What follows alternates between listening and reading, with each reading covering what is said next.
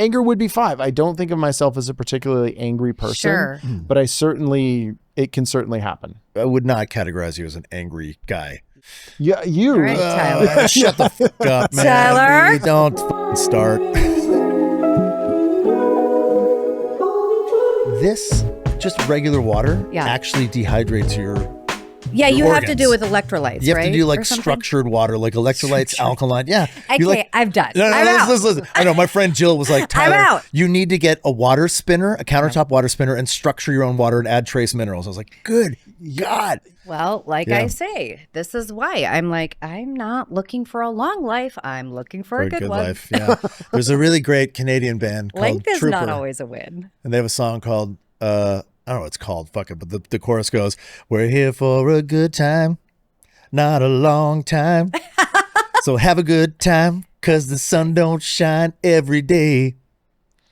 All right. Yeah. Yes. Tyler. And the sun is shining. I can keep going. Okay. In the city. It's a great song, Trooper. Canadian Anyway, band. so Sarayu Blue is here. Yes. Did I say that right? You did. All right. Thank you for saying you it said it right. like 4 times. Sorry you? I'm like, yes, sorry you. Unless I've been saying it wrong. You've been saying it since I've known right. you. It's a name that it causes a lot of people duress. Yeah, which is funny because it's like I wasn't that it's stressed. not a complicated name. No, but it's uncommon. It's you know what it is? It's the accent being on the first syllable that really Right. If it It's was too like much like for- Sarayu, people might or be like Sarayu. That's what a Sarayu. lot of people. That never even occurred to me. Well, Sarayu. you are an elevated soul. That sounds very like like an anime character.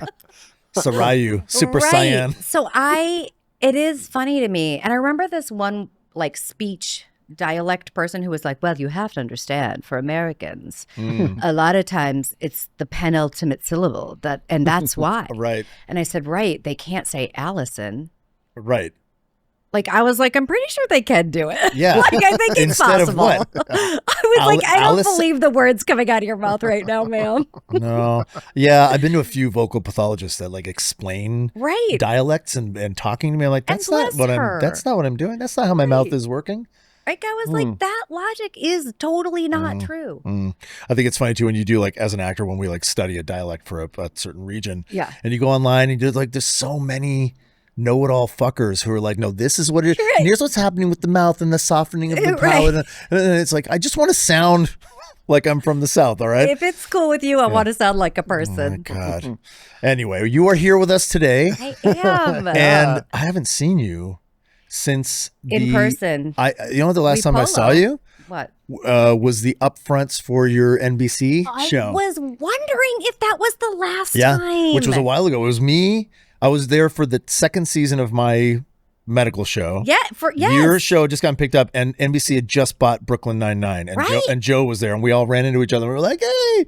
That was like the Yeah. best reunion Yeah. ever. It was like because it was like unplanned. It was Joe Latrulio was out there, which was like so bizarre because What was the reunion from, though? right. We worked together on a show called Sons of Tucson. Sons of Tucson. Tyler Labine was The Fox numero vehicle uno for me. on that call sheet. Wow. And let me tell you Did it something. go to his head? He knows how to lead a set. Yeah. Okay. Okay. Perfect. I All right. can't say that about everyone. But I can say it about Tyler Labine. I try. I played Joe Latrulio's wife. Okay. Yeah, and Joe was my best friend, my character's best friend. Got it. Yeah, It was a really fun show. it was fun, man. It was like that show. First of all, you and Joe made it for me because the kids were lovely, but holy shit. There were some times with the kids where I was like, I'm not your dad, man. Like, I'm playing your fake dad. Right. I'm not even playing your real dad on TV. I'm Right. playing like a con man. Don't look to me for any wisdom or advice. But they did, man. They'd be like, hey, is Jesus real? Like, Oh, God, like, no. Am I going to be a superstar after this show? Like little 7-year-old, so like much responsibility. I remember one night we were doing a night shoot, and the little guy, the very, very tiny guy, Yeah. we were in a Santa sleigh, and the whole storyline for that episode was like a Christmas one, and he just went, "Is Santa real?" And I was like, Oh no! I was like, what do you think? What do you think, man? That's just like you can only answer that question. And with I another hadn't had question. kids yet, you know. I I'm think like, that's a good pivot to like turn it back on him so Yeah. that he can sort of lead Yeah. the way. yeah, but then it turned into the religious conversation where he's like, "Well, God's real, right?" And I was like, "Well, I don't believe in God, not per." Sure. Your description of Oh, the white God. man in the sky with a beard. But I am and I was like, I'm talking to a 9-year-old. And he's just looking at me going like, he's like soaking it all in. I'm like, don't Don't let this influence your life in any way, shape, or form, man. Anyway, point being, you and Joe It's tough. were like the linchpin for me, where it was like Yeah. I would shoot scenes with you guys, and I was like, thank God, I have other adult actors who are fantastic on the show. And you guys were really like, it was, I think when I say he leads the show well, it's that I think the piece that sometimes people forget in casting leads is that you do want good actors for sure. You also want people who like set a tone of like professionalism, generosity, kindness, like we're all in this together. Right. No one's better than anyone else despite a numerical order. Yeah. And I feel like you really, really did that. I feel like that number, the number one on the call sheet, is like a very polarizing number for actors in this industry. Some actors see it as like some sort of responsibility where you're like, hey, I need to be a leader. I need to show up set and be like a good leader and human and welcome people to the show. Like I'm an ambassador. And then other people use it as a reason to act like a shithead. I think 1 through 3 in the call sheet tend to have like this mysticism, right? Like, and it's a dangerous thing because as it is, when you're talent on a set, I always say, I'm like, you have to understand. If you say, hey, do you guys have sparkling water? Whether they do or don't, they're going to say yes. And you're going to set into effect a chain of events that are likely causing a lot of people stress. Because now you've asked a question that you may have genuinely meant just as a question, but is now being seen as like, well, this is code. Yeah. And it doesn't actually matter whether you're it's one a game of or operator as well, right? Like by the time the 12. message gets to the gopher that has to go get your water, they're like, oh my God, Mrs. Blue needs a water stat. She's like dehydrated on set. She's going to pass out. Yeah. And she'll never make the scene. She'll never be able to act. One of my first series that got picked up was a show called Monday Mornings. Alfred Molina was one of the leads. And I remember watching him and really being like, that's how you lead a show. I really learned from Fred because he knew everyone's names. It didn't matter what your position was. Everyone was a family and we were working together to make this thing. And I still like get goosebumps thinking about it because I remember thinking that's how you do it. Okay, got it. Yeah, man, I had the opposite experience with I don't want to mention his name, but one of my earlier series when I was like 21, I was number 2 on the call sheet and he was like number 5, but he was a big star. Yeah. And he had like 2 days per episode or whatever. And he just was like, when he was on set, it was like everybody was on eggshells and we were all uneasy. And he always had something negative to say. And although he did teach me a few things through that as well. Sure. You know? Like what not to do. Don't do that. But also he was like a really fantastic actor who showed like, I remember at one point he sat me aside. I think he felt like I was like a hummingbird. He was like, sit down and shut the fuck up. And he grabbed me, like literally grabbed me on the shoulder and was like, hey, bring it down. Calm down. I was like, okay. He's like, when you're on camera, that is your time. Do all of this on camera. Don't give it away. And I was like, oh, okay. He was like, calm down out here. Yeah. When you're on camera, that is your time. You use that however you want. That's your time. And he was like, and don't stop until someone says cut. I remember he told me that too. He's like, you never stop the scene. Just keep going. Anyway, it's Jeffrey Tambor. Oh my God, was it? Yeah. Oh my God. He was pretty hard to work with, but again, I don't care. I don't have to protect that guy. Yeah, no, Yeah, I think I'm he's not famously really big not on easy to work with. protecting. Yeah. Okay, so Okay. I don't know if you've had a chance to check the show out or not, and it's fine if you haven't, but we do confessions on the show. Oh, great. Yeah. This is a very Sarayu thing. I do not do my research. Oh, I don't either. No, I'm definitely like, I don't know. Let's see what happens. But also, don't you feel like Good thing I don't have more money. Yeah. Yeah. Research I mean, I'm planning. very fiscally responsible. Yeah. Because we have to be. Because we have to be. But so confessions are. We can kick it off if you want. If you want a little bit of some time to think, right? Or we'll set an example here. I think I broke my daughter's trust. Oh, well, she was struggling with a friend, and she confided in me about the reasons. We were over there later that day, and my daughter and her friend were off doing their thing, and then I had a conversation with the parents about what was going on between them, about my daughter and her friend. Not in a gossipy way, of course, but in a like, hey, this is going on. Just want to put this on your radar. Are there anything we can do to kind of smooth things over or make this a little easier for them? It sounds like one of the parents just told her friend about what my daughter had said. Oh no. But in the guise of like, hey, you might want to change this behavior because you're alienating your friend, right? Trying to help in a ham-fisted Trying way. to help. Yeah. And that was like, I don't know, 5-6 weeks ago. And it just got back to my daughter from the friend. Oh yeah, but in a way of like, oh, I want to apologize for this way I've treated you. My parents told me. It was brought to my attention by your dad. Yes. Via my parents. Yeah, exactly. That I'm not a good friend. No. How did she? She was very mad at me. Yeah. She's with her mom this week, so I haven't had an opportunity to actually have a lengthy conversation with her about it. I saw her for a moment yesterday, and she was still pretty mad. And I think it's been something that's happened throughout her life, is like when there are issues with friends or whatever, but we're a small tight knit community of in our class and everything. And so you're just always talking with the parents. So what's going on for you? What's going on for them? And like, just kind of the broader view of like, how can we be there to support the kids? And then this time it just got a little. Well, and that's so nuanced to explain to an 11-year-old. so Like, we hard talk about these things as a community of parents because we're. Yes. Well, and I'm sure it comes from like a protective, absolutely. like you're wanting to be helpful. Absolutely. But I also just have to remember that I don't need to solve all her problems.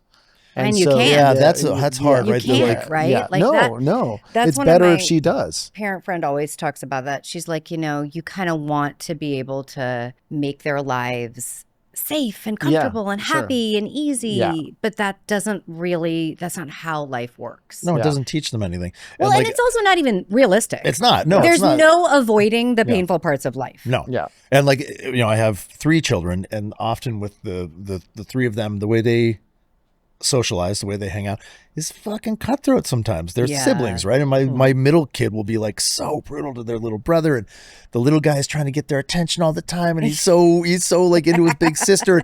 Most of the time they're really good, but there are times where I just want to grab my middle kid especially and be like, cherish this relationship.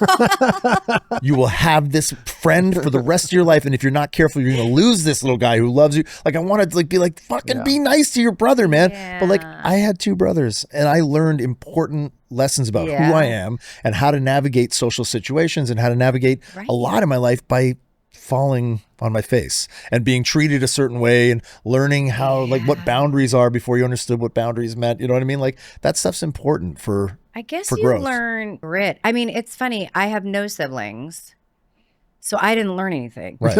Well, because there's a shorthand with siblings too, right? Where they talk to each other a certain way. Right. And if They you all don't have them, a dynamic. You don't really understand that. It might feel Totally. foreign or uncomfortable for you. But I don't want to move away from your confession so I don't quickly. either. I just think that's a hard pill to swallow. Yeah. Man. Well, and I think what they thought is like, this is and they had expressed, oh, this has been a problem with this kid, in other relationships. And so I think they saw it as an opportunity to be like, hey, if you keep doing this, these are the consequences. Right. And here's a specific example, because kids are like, what? Like who? Of this kid that I know you care about so much. And so this is happening. So I think they just saw it as an opportunity to not to teach them a lesson, but to actually get through to them about this behavior that they've actually noticed and was concerning to them too. But the person who out of all of you, who's going to take the brunt of it emotionally will be your daughter. Yeah. Because she's going to feel the most exposed and vulnerable, Yeah. Her and her friend are cool. They're good. So which is the best. Yeah. Yeah, exactly. Because if it really had sacrificed the friendship, it becomes more irreparable. When you're 11 and that's the most hot topic in your life, like that shit is real, man. All of our friend drama. I mean, if we're in it with a friend, I mean, it's real at our age. It's real. Yeah, I know. You just made me think of something that has been maybe this will be my confession, actually. All right, there you go. This is a better confession. Well, now I want to know what the first one was. Well, the first one was going to be, it's kind of juicy too, but I feel like I'm losing my sense of self through my cell phone usage. I feel like I'm fully losing parts of me into this device, but we can just talk about that in general. But my I think confession, you've confessed that before. yeah, Tony. it's not a confession. It's just, yeah. But my confession might be this. It is this. This show was conceived of by Reed and I as a place to come and be very vulnerable and open and talk about all of our truths. And sometimes they're uncomfortable, sometimes they're relatable, sometimes they're not. And I've talked really openly and maybe irresponsibly about some of the things that I've gone through with my ex-wife on here, and some of my addiction things and some very scary things where I've almost died from drug abuse and alcohol abuse. And my daughter is now turning 16. And she's very hip to YouTube and everything. And I remember when we started this, Carrie, my ex, was like, just remember that this is there forever. And what you say on there, your kids will eventually hear. And I was like, yeah. But they're not going to want to look up their dad's podcast. Like, they'll never do. My daughter has been asking me a lot about the podcast. Oh, shit. And just like curious about it, And my instinct is to be like, don't ever watch it. I don't want you to watch it. It's not for you. But I think I have to come to terms with the fact that if she watches this, she is going to know things that are going. There's a couple episodes. They're going to hurt her. They're going to hurt her a lot because she doesn't know all of the ins and outs and nuances of why we split, me and Carrie. Because you protected her. Everybody else does. My friends, my family. She's going to know Carrie, at some point, though. She's going to know at some point. Whether she watches or not. Maybe not in as much detail, right? So I don't know if I should head it off and tell her in a way that I can control, not control, because I don't want to control it either. I just feel like I'm in for, she's in for some hurts. This I have a thought. Okay. Take it or leave it. What the fuck do I know? Yeah. As somebody who definitely learned things later about my parents, I think I wish I would have known.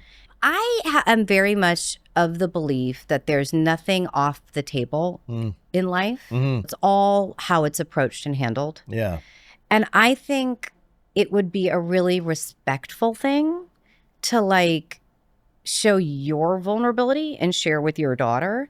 You're right. You can't protect her and you can't control it. Yeah. But you can say exactly what you're saying right now. Yeah. You can say, hey, you know what? I'm noticing that you're interested in the podcast and a lot of the things. And I have been really forthright about some of the most painful moments of my life. And I know that you're probably going to learn about all of that. So I just want to say, if there's anything you want to ask me, if there's a way you want to sort of go on that particular ride without me or with me, however you want to do it, I'm here. But I just want you to know that it's pretty messy. Yeah. The history of me is not an easy one. And then that way she gets to be participant. Yeah. A participant. That's really a good suggestion. I appreciate that. I struggle sometimes with being too on Front Street with all my stuff. You know what I mean? We've talked about it before. I could probably use a little bit of editing on the go, but I think it sort of fits in the brand of how my daughter and I talk already. We talk very openly about my addiction, and she knows that my life has been messy, but she doesn't know the extent of what happened between me and her mother. And I think she has kind of hinted at wanting to know a few things. And I guess, okay, so that's my confession, is I'm at the place in my life where years ago it was suggested to me that one day I may want to tell her about these things so she doesn't find out in a more painful way. And I think I might be there. Yeah. She's turning 16. I think if I explain to her the pain and the reality of what happens in these situations where I was unfaithful to her mother, but it was through so many circumstances. And it's if we do get into it, I would just be open without giving her details that she can't hear, Always let her, give her the free rein to say, if you get to ask what you want to know. Yeah. Because that way you're not sharing something without her getting to lead the way. Yeah. It's such a scary question though. Just to be hey, because then I really am letting go of the narrative, You already have let go because it is out there. She can watch it right now. Yeah. I think that she's not going to want to watch it if you have an honest conversation with her. I think so too. And because I think if you can have that conversation and give her the information that she wants in a way that, maybe you're framing it in a way that is a little better for her ears, then I just don't think she's going to be as curious about the podcast. Yeah, it's always scarier in idea. Yeah. It always is. Yeah. Like, but in reality, like in my experience, whenever I share the hardest feelings, it's just so much lighter. Yeah. Life is just, it is. Oh man, yeah, and like that's It's the holding it in yeah. that's making well, that's it the heavier. genesis of why I have become so open. Was I Sure. lived under a fucking mountain of lies Of and secrets for course. years, and then I got sober, and I like had to tell Yeah. horrible things to another human being, and then they were just kind of like, yeah, what else, man? You know, and I was like, you're not gonna kill me, you're not gonna slap me in the face, you're not gonna, and you realize like, oh, telling the truth.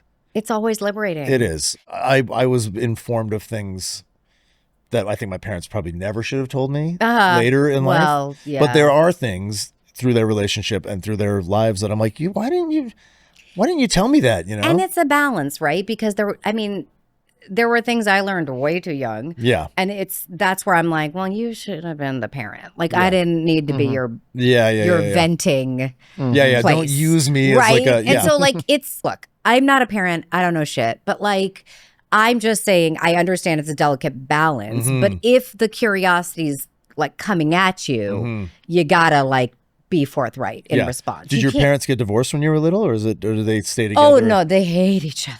Oh, okay. So they're not. So they're still married though? Okay, I was like, are they married and hate each other? Because that's a whole great nother question. thing. Good point. Yeah. No. They got divorced when I was 12. Okay, and then was that when the venting for you became like you're not aware of it at 12, but were you hearing things? That you were like, I feel like I've been a space for venting since I was like 6. Ay. Wow. I was like, it's really like, it's one of those things where I think a lot of people come to me with like, hey, this is a hard thing. Can I talk to you about it? Oh. Yeah, it's really fun. Yeah. And don't get me wrong, I love to be that space when it's like reciprocal friendship. Yeah. But I've really learned to be like, hey, I don't want to be this person. Like, I would love it if you went to therapy because like, I'm happy to like have a reciprocal friendship where we're there for each other. Yeah. But I unfortunately have this, like, it's fortunate and unfortunate, but I have this ability to be like very mature and wise. And I'm like, I try to really save that for like moments when for friendships that are really deeply reciprocal and can like really do the same for me. Yeah. Because it is very hard. It's hard for people to just, and knowing how sensitive and emotional I can be, to just be like, God, that sounds so hard. I'm sorry. Right. Because they want to come with, well, have you tried? Sure. Well, did you? Yeah. Right? We all do it. I mean, I'm guilty of it too. Yeah. But like more often than not, most of us are just going to do whatever the fuck we're going to do. Yeah. Most of the time, you just want to hear someone say, "Oh fuck, That sucks. that sucks, man." Yeah. You just want to feel validated. Yeah. Right. Yeah. But it requires an element of like emotional courage to not, To not try and because you have to stay in your heart to do it. Yeah. You can't get into your head. Yeah. And I'm really uncomfortable around people who want to come at me with head solutions. It's gotten to a point in my life where I'm like, I just stopped talking to people because I'm pretty good at sitting with my feelings. And like, I'm like, okay, I'm just going to be in my corner and I'll feel my feelings and then the clarity will come. And very few people get that. Yeah. And I just don't, other people, I'm like, I'm not going to go to you with this because you're going to come at me with like, Yeah. hey, have you tried you know what you could do? Here's a book you should read. Yeah. So And like, I get it. I'm sort of right in the middle of that. I'm an external. It's like I'm an extroverted introvert. I'm an external internal processor. Like I get resentful of suggestions for what I should do to like, even if it's like, you should go on a walk or go ground or put your feet in the, I'm just like, I don't fucking want to do that right now or I'd be doing it. I just want to say some things. Totally. But then it's like, well, then what do I expect that other person to do? Just like absorb my external processing? It's like, it's hard. It does cost you something to just sit there. I think if you're healthy with it, you're not absorbing it. You're just empathizing. My friend always says, she's like, don't forget empathy goes both ways. Yeah. Like empathy means you're holding on to yourself and letting them feel it. Yeah, that's true. Because if you're going fully into them and their experience, that's not empathy. That's like codependence. That's codependency. That's like a whole other thing. Yeah, that's overfunctioning. And that's what I used to do. And I'm so fucking grateful to therapy because I feel like I've really learned. But also, I married the most generous, empathetic person. Like, Nice. I have learned so much from my husband. But he's great. And he leaves it. Right. And he's there and he's Right. loving me. I did not marry a fixer. Now, if I need him to handle it, he'll handle it. Right. And like, we're in a pretty challenging part of our lives because we're really in like the caregiving phase with my mom, which is heavy. Yeah. And no one fucking talks about it. Yeah. And you usually get blindsided about it because no one fucking talks about it. Right. It's like it's too long for this session, but like he's just, I know. Yeah. It's a great it's word. too much to get into, but he's so good at like knowing when to set the boundary and knowing when to be like, Right. and it's regardless of how it's done, it's kind. Wow. Like he's pretty, you should have him on the podcast. We should. But I think that's like that kind of, because often the moving goalposts with men are just confusing. But I think that's like him being able to leave it or help you or not. Yes. Those moving goalposts are very helpful, right? That's like a way to be right. fluid that is productive and he's loving. got like an inner wisdom like no other. It's pretty great. I'm lucky on that front. Well, I've never met your husband. I've seen him in the back of You'd love him. Yeah. Just he's the John Blue. He's the kind of person that like people meet me and they're like, she seems really great. Yeah. And then they meet my husband and they're like, oh fuck. You probably just feel that You way. I'm sure people go to him all the time like, lead. oh my God, your wife is so cool, man. I don't know. You are such a shiner. You're such a like glowy human being. Like I said before you got here, like when the moment I met you, I was like, I like this human being. You were you just beam, Yeah, and she smells really good. You smell really good. That was the first thing I noticed. I'm putting this on my reel. Yeah. Yeah. Which nobody watches anymore. Do those even matter? Confession. Yeah. Confession. Do you want the heavier one? Yeah. I mean, well, look. I mean, whatever you want. If you are comfortable with it, yes. I don't want to. I think that it would probably be around the caretaking. It's heavy. Okay.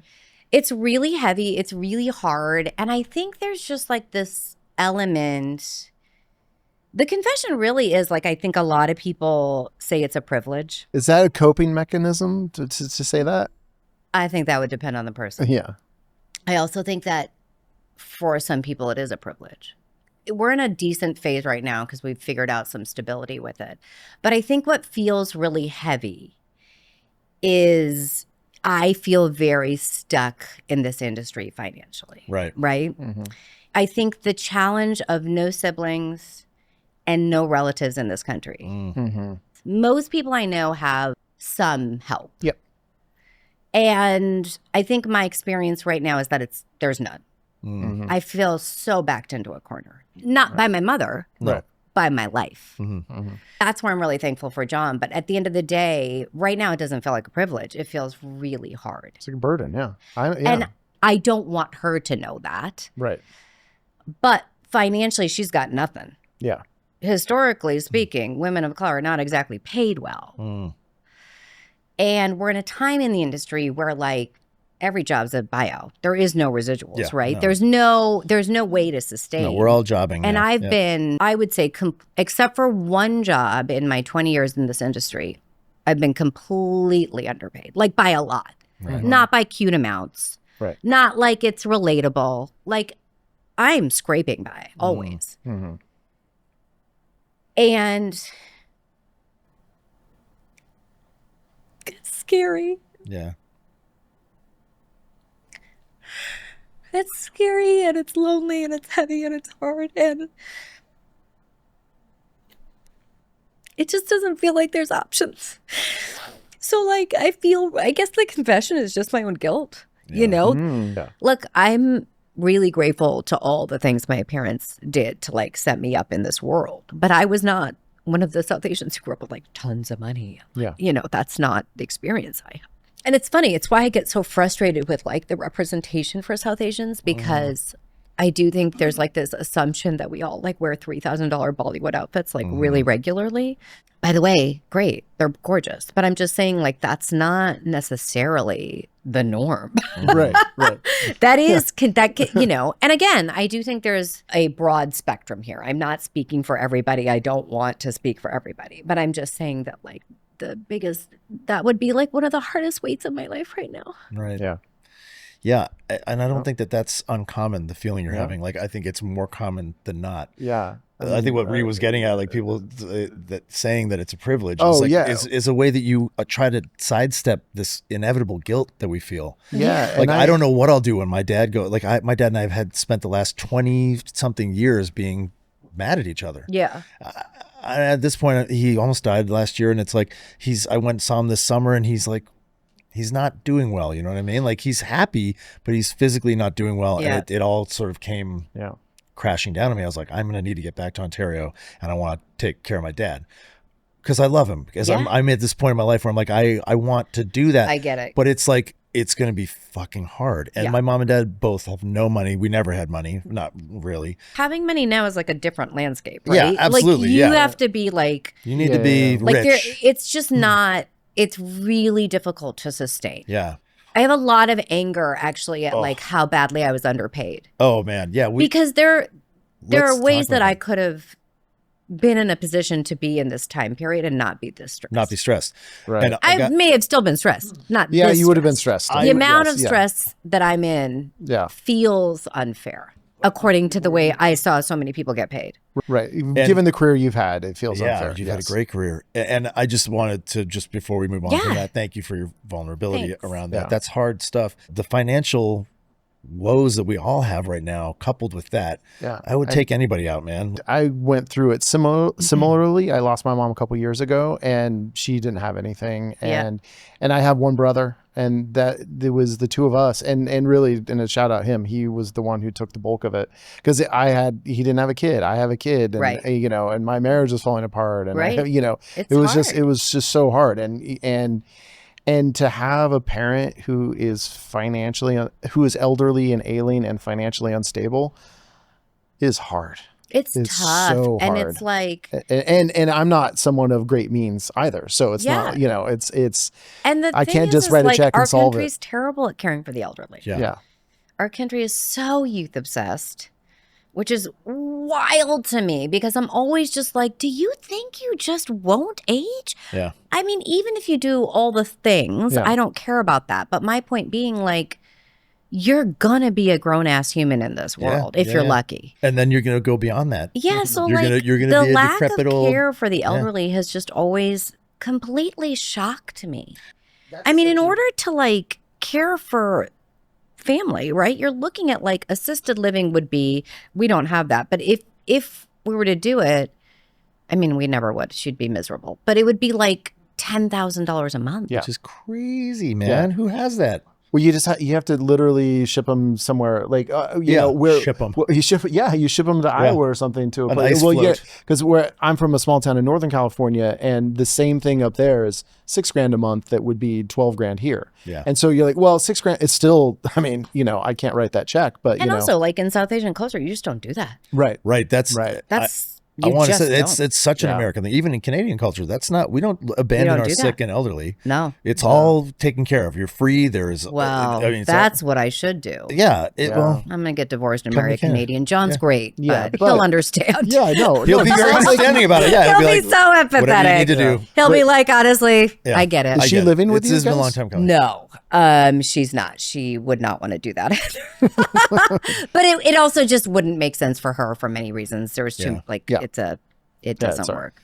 Do you know who Anupam Kaur is? He's a Oh, Indian actor. Anupam, yes, of course. Anupam, yeah. So I did this series with him. Yeah, of course. Yeah, and he at one He's point great. we got really close, and we were in the van ride to the set or whatever, and he was like, I don't understand this culture. Like, you raise your child, you give them everything you have, you give them all the money, and then you just they just leave. They just leave. And I was like, yeah, I mean, because you have to go figure out who and he's like, no, you don't. He's like, you grow up and then you take care of your family.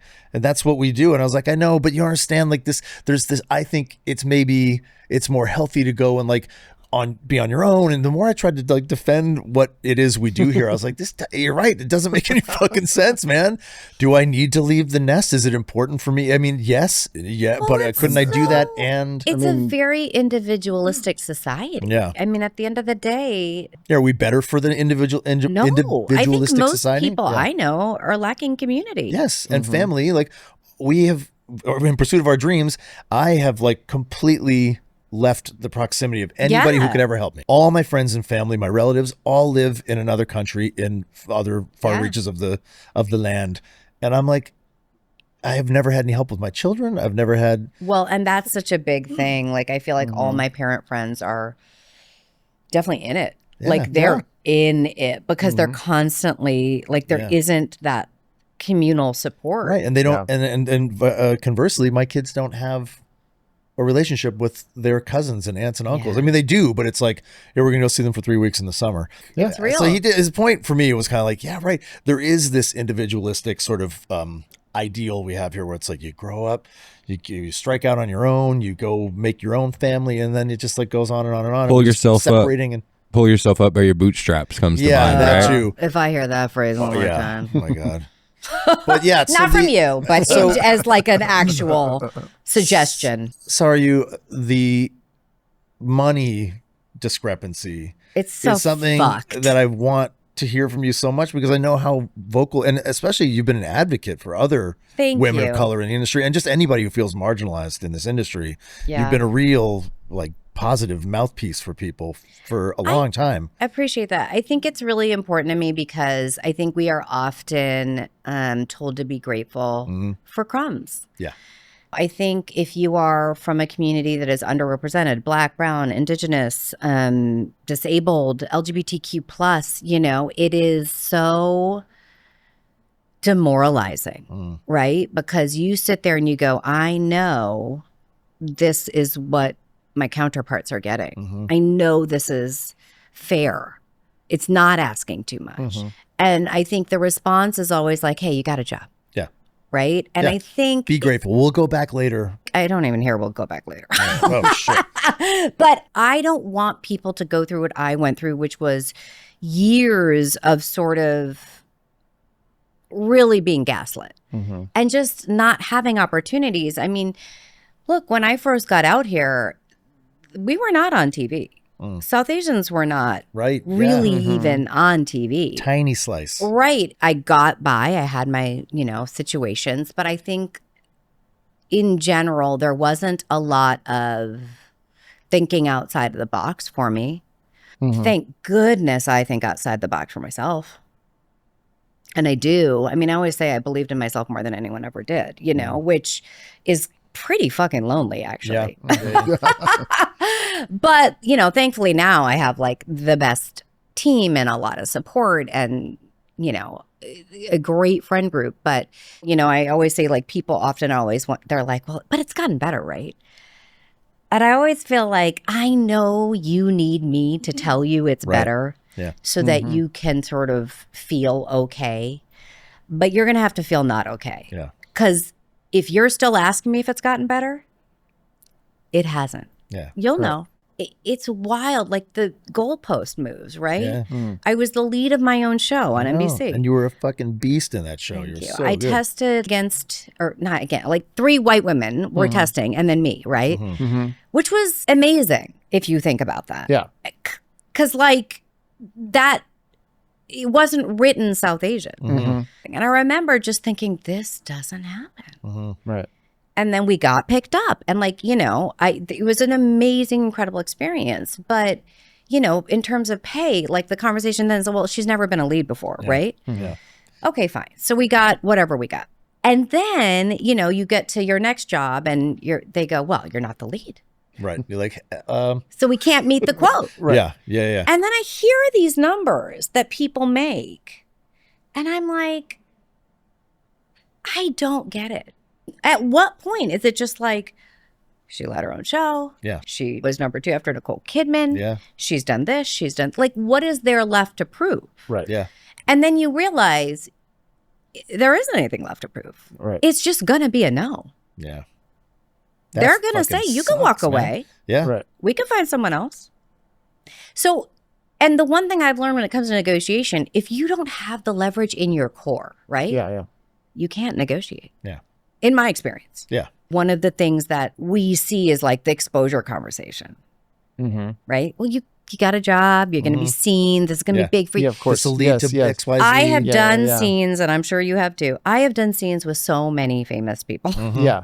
And do you know what it hasn't done? Paid my fucking rent, Yeah, right? exactly. Like it hasn't done anything. No, exposure bucks don't go very far. They really, it's funny. I tried to buy a ring on it and Yeah, they yeah, said, no, yeah. you have to give me the money. Yeah. Right? I wanted to, and so it's, to me, I'm like, if you really want to be a part of the conversation around inclusion, diversity, equity, you're going to have to start paying people. Well, it's There's the no way equity part, around right? it. It just seems so shameless to me. And it's like, I can't. Listen, I get asked to do a lot of favors. Yeah. And I get asked to do a lot of favors. And I Yeah. always say, like, I'm at a point now where I'm like, I'm really not working for free anymore. Yeah. Yeah. I'm not working for what is basically free either. Yeah. Because I can't afford to. Because in this industry, whatever you do last, I almost lost a job because of a role that kind of, aged me up or whatever. They Google my age and then they go, oh, she can't play this anymore, right? Right. I got the job, but it literally required me reading without being asked to read, sending in a tape anyway. Right. I hate that. It's not a read. It's a work session. No. They said no to me and I made a tape anyway. Oh, okay. Gotcha. Okay. But my point being is like, they're gonna always find a new reason to say no. But at the end of the day, like when actors make a certain quote, I watched a lot of actors, their quotes continued to go up. Yeah. And they double. Like if that's what happens, the more you book, the more they were making so much money. Yeah. And like, even when I led I Feel Bad, I was probably making 50% of what almost everyone I saw making, I was making less than my co-star. That's so fucked, man. Unless you have a team who are really willing to say, hey, you guys are actually being racist. Yeah. Like this is, you are cornering her. You are undervaluing her. This resume does not match with the number. And, that's pretty rare in my experience. And it's funny, like we're talking about it getting better. I've heard Viola Davis talking about this. Yep. I've heard some of the biggest actors in the world, especially women and women of color, who are like, this is not getting better. This is the same fucking thing. Like, why am I not getting paid like Meryl Streep? Why am I not getting paid like, it's truly unconscionable. Yeah. And the reality is, with the state of the industry now, it's only harder. To me, it requires a really intentional effort by all the people who are making these decisions, who are making the budgets. I wanted to ask you, do you think that it's, or is it maybe a double whammy, but like the real question here is it's probably white men, the man making these decisions. Well, and this show is a lot about, there's a lot of good intentions. Yeah. There was a moment in time where we saw a little more diversity in casting. I feel bad. Like people were starting to get, shows were getting more diverse, movies, like there were stories. There was an investment. But that investment, there's another piece to it, which is you have to be then willing to do all the press for the show in the same way. You have to be loud about these shows. You have to get people's names out. You have to, I couldn't afford to hire a publicist when I did I Feel Bad. People who hire publicists are paying, I still couldn't afford it, but $7,000 to $10,000 a month. It's stupid. Yeah. You're doing a press push and you're, doing all these things. And so if you want marginalized actors to be able to become the name, you got to pay them enough to afford to become a name, because becoming a name is expensive. Right. What a conundrum. I feel bad if we had gotten really good, like if people kept the press moving. It was a good show. It was a funny show. It was such a sweet, like if we had gotten a season 2, but now you're putting the show behind the press behind a show with a South Asian American lead. Like it's a commitment. That's what it looks like. It's not just the casting. Right.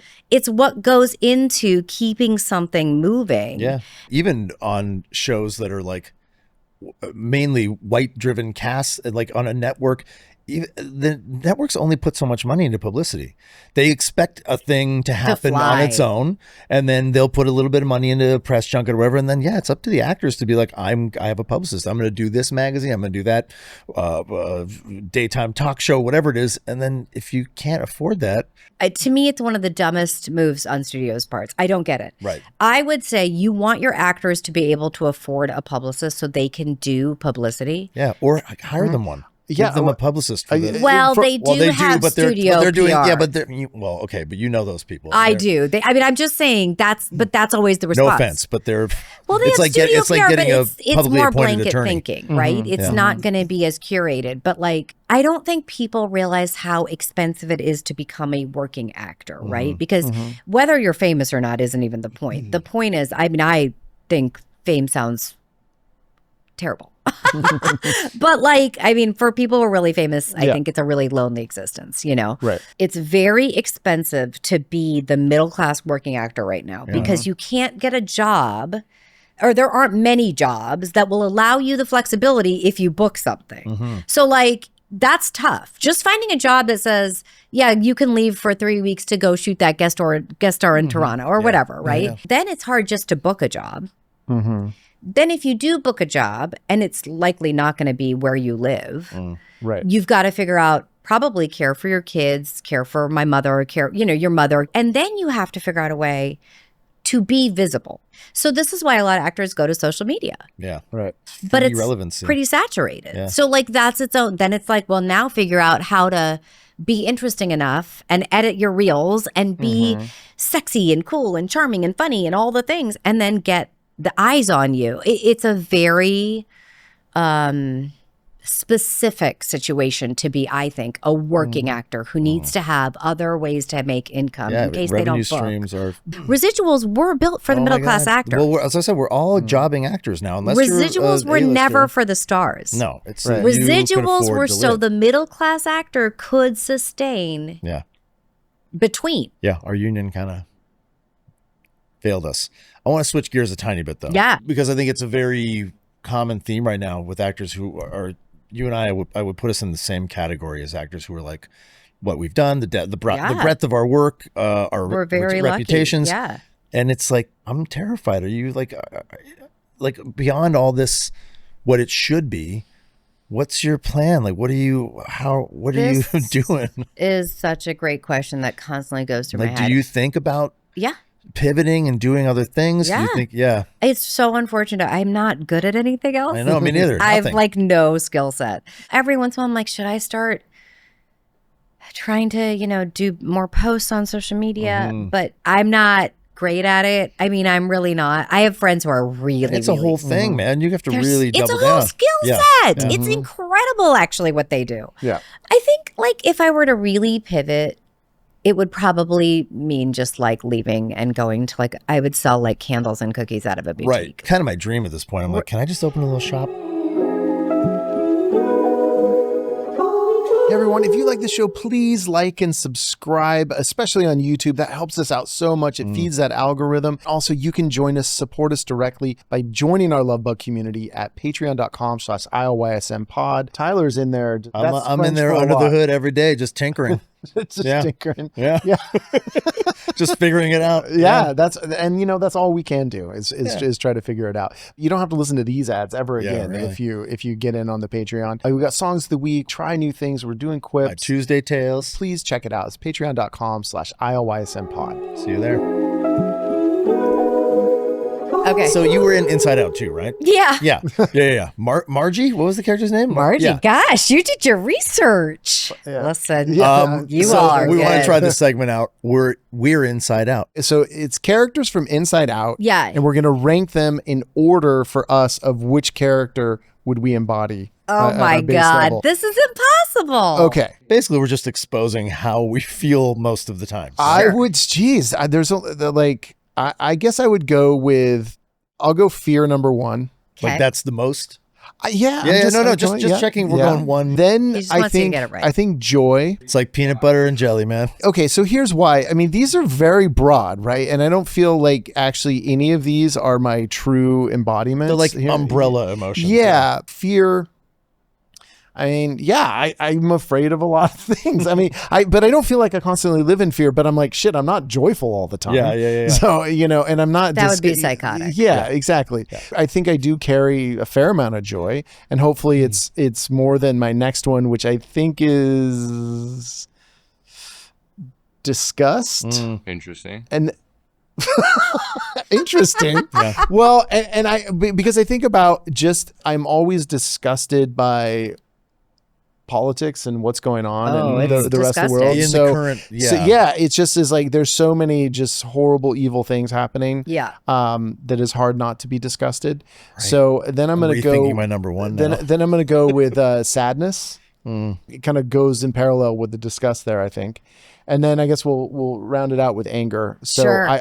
Just toss some anger. I mean, you have to. Yeah, but so anger would be 5. I don't think of myself as a particularly angry person. Sure. But it can certainly happen. I would not categorize you as an angry guy. Yeah.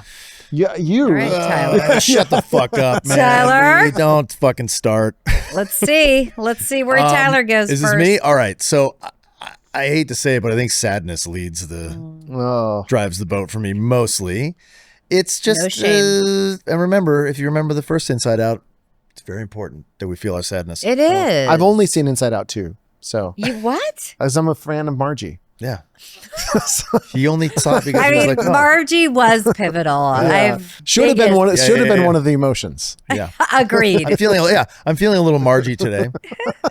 We'll put that as my 1.5.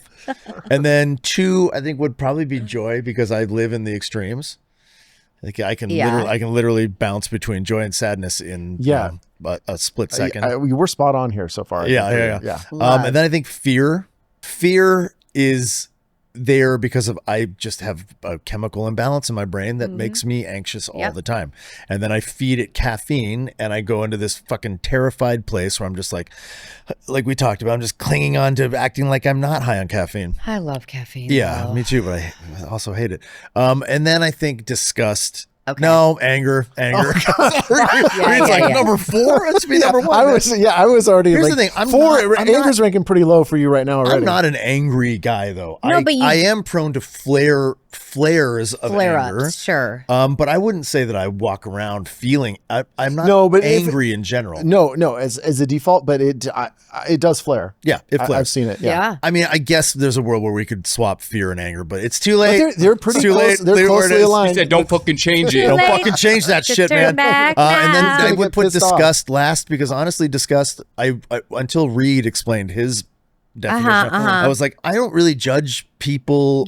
Right. I really don't walk around you were like, oh wait my a minute, God, yes, I do. I always try to think of just people's paths to get to where we are. Everyone is going through something we have no idea. Right. Or there's always 2 sides to every story. Like I try not to jump to any conclusions. I think disgust is a very conclusive feeling where you're like, I have decided, given all the evidence, that I am disgusted with you or with the situation. Right. But the current political climate and some of the people have proven over and over again they are disgusted. There is room for every feeling. Yes. Okay. So that's my list. That's me Inside Out, guys. Yeah, it's hard because it's like, okay, but what if I feel every single one in like an hour? But doesn't that happen? That happens in the happens movie, all right? the time, yeah. Yeah. Right.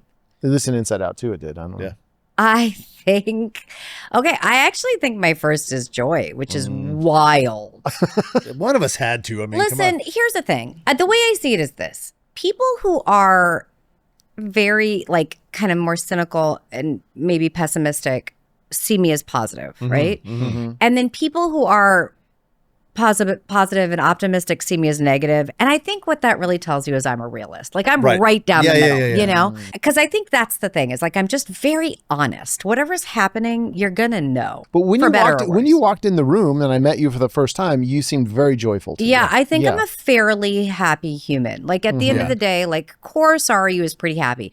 I'm not like a faux positive person. I don't like to like look at the world with rose-colored glasses. Fuck that shit. Makes me insane. I want to see the world for what it is. I want to unpack it and then figure out what's working, what doesn't, and let's go from there. Yeah. Okay, so joy. Joy. I think anger is my number 2. Okay. All right. Yeah, like I'm pretty comfortable. If I'm pissed, you're gonna know. Yeah, I've seen you get fiery. Yeah, I You can. get fiery. I can fire You up. play angry very well too. It's funny. But you're like this awesome, like laser sharp, dry anger, which is hard to do. It's a skill. Not a lot of people can do that. I do think anger can be so funny. Yes. And funny is my favorite. Okay, then third would definitely be sadness. Like sadness and anger are really like neck and neck for me. But I just know that, like maybe right now I feel a lot of anger with the political climate. Yeah, sure. yeah. Fourth is fear. I guess disgust is 5 for me as well. It's interesting. Disgust is one that I'm like, I don't know that I've ever considered that a feeling. Yeah, I wouldn't put that. I feel like it's an experience. Top 5. Even in the movie, I was like, yeah, a whole Yeah. character devoted to disgust didn't totally ring true for me. But Right. Maybe, But don't you disgust yourself? yeah. Yeah. Yeah. There are things about myself that are disgusting. Yeah. Sure. Yeah, Sure, yeah. We talk about it a fair amount. Yeah. By the way, I don't know how many short guests you've had. Yeah, But you're doing like the I feel dangly. like you need like a little, either like a little footstool. Oh, okay. Oh, thank you. I'll share. Well, my I table. didn't realize it until, because I had my legs crossed for Yeah. most, but just now I was like, oh, you know what? I'm not reaching It's that like little floor. kid on the toilet, That's right. little legs dangling. Do you have anything to plug? I have a show called Unaccustomed Earth coming out on Netflix. Yeah. Wonderful. What's the name of it again? Say again. Unaccustomed Earth. Right, It's right. based Unaccustomed on a Earth. book Okay, by got Jhumpa Lahiri. Oh yes. Ye- Yeah. And Frida Pinto is starring. She's great. A bunch of brilliant actors that you're going to get to know. It's going to be great. Right. On. Wonderful. It's going to be great. Good for Wonderful. I'm excited That's for that cool. to come out. You can follow me at Sarayu Blue. Yeah. Keep it I'm simple. impressed Everywhere. that you married someone with last name Blue. It goes so well with It's your the first only name. reason I did it. Yeah, I was it's like, like- you know what? Yeah. I'm thinking we should get hitched. Yeah. It's actually a cute story. I used to, I never thought I'd change my last name. Like I was always What like is your maiden name, by the way? Rao. I was No, sorry, it is Rao. Rao. Yeah. When we did Sons of Tucson, and Oh, I always right. thought I'm never gonna meet somebody who goes along with that. Mm-hmm. Like Rao goes with Sarayu so well. Yeah. But it was funny because in college I dated a guy whose last name was Work, and so my name would have been Sarayu Work. And but the best part was my mom found it so funny, and she would go to people and she'd be like, "So her name would be Sarayu Work," and I was like, "It's not as funny because you're saying my name right. Like it only works with the American like Sarayu Work." Yeah. Yeah, when I met, I was like, "Fuck, Blue is a good last Yeah. name. Yeah. Like Sarayu Blue is." Yeah. It sounds like a stage name. It does. And it has done nothing for me, to be honest. Well, I would like to just plug for you that I have always thought that your talent is so fucking immense and great. And everything you do on camera to me is so, I don't want to say pointed, but it's so precise. You're so good at what you do. And your sense of humor is so bang on. And I really hope we get to see more and more and more of you. I hope I'll be watching this new show for sure. But I just think you're like, from the moment I met you, I was like, that is a true talent right there. So, That means Wanna say the that? world coming from you, Tyler. well, it's true. Thank you. Wow. And the feeling is so mutual. Thank you. And you look hot. Oh, thank you. Even though my bladder is literally bursting out You of know my pants what? right now. I wouldn't know that. Oh, yeah. Well, thank you so much for being here. It was so Thank you for enjoyable. having And me. thank you to everyone out there. Studio 1042. Thank you to our love bugs on our Patreon. Roblin. Patreon.com/IOYSM pod to join the community. And we love you so much. I love you so much. Love you so much.